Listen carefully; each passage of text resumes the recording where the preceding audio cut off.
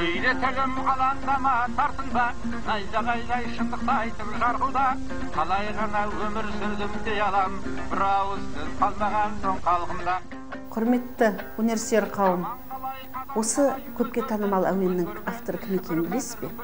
Ол айтыс өнері және жыршылық дәстүрдің дүлдүлі Шынболат ақын болатын. Мен Шымкеңнің зайыбы болып келем.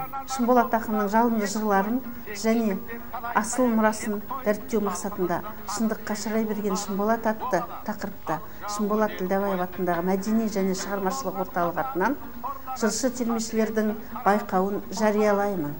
Бас жүлде 60 жыл кепкен ағаштан тұтастай шауып жасалынған, шек пернесі қойдың шегінен жасалған, тек түймелері тау текенің мүйізінен жасалынған, көне үлгідегі жырауларға арналған домбыра. Байқауға қатысу үшін сыпыра жырау асан қайғыдан бастап Жамбыл ақынға дейінгі кез келген ақын жыраудың жыр толғауларын орындау қажет.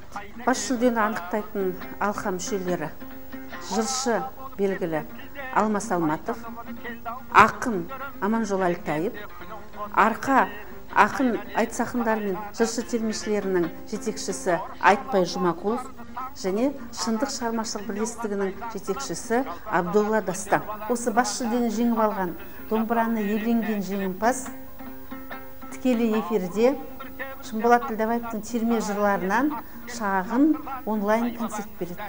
Терме жыршыларды сайысқа қатысуға шақырамын. Байқау 7 қазан, 7 қараша аралығында өтеді. Барша қатысушыларға сәттілік тілеймін.